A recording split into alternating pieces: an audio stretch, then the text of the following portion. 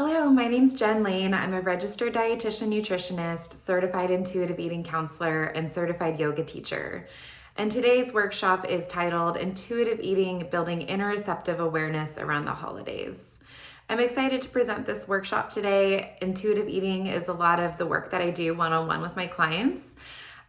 It's a self-care eating framework which involves instinct, intuition, and emotion.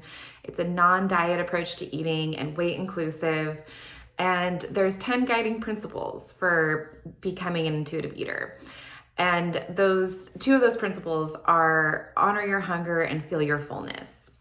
So those are the principles we're going to dive in today because those all have to do with our interoceptive awareness, our ability to recognize and interpret our bodily sensations.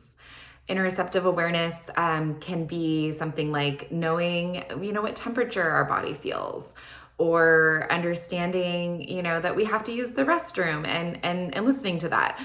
And also recognizing and responding to hunger cues is another form of interoceptive awareness. So we're going to do a little exercise today around sensing our heartbeat. That's another form of interoceptive awareness. So we'll first monitor our pulse for 1 minute, get an idea of where our pulse is at. And then for the next minute, we're just going to sit in stillness and silence and see if we can sense our pulse. This is a fun activity to do and just something to kind of get us a little bit more in touch with our internal sensations. So we'll do a little reflection.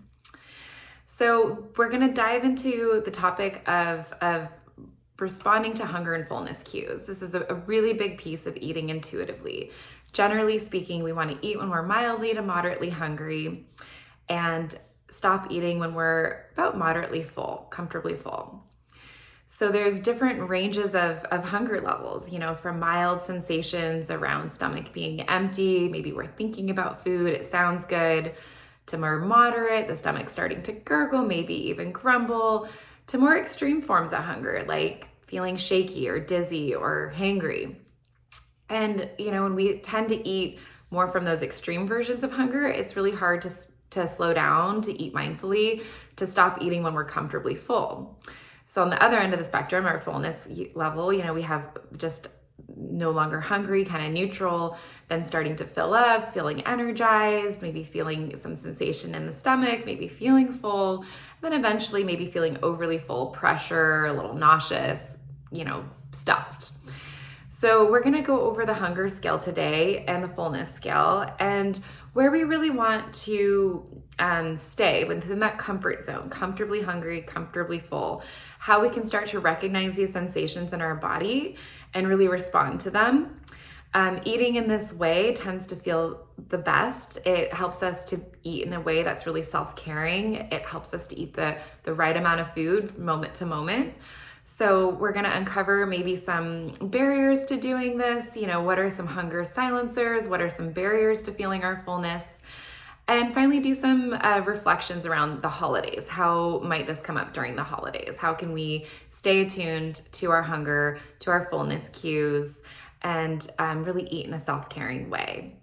So I will also provide a worksheet where you're able to fill in your own hunger and fullness cues to kind of get a better idea around what those subtle cues feel like for you and how to name them so that you can start to recognize them in your body and respond to them. All right, so I'm really excited for you to join me for this workshop today. I'll see you there.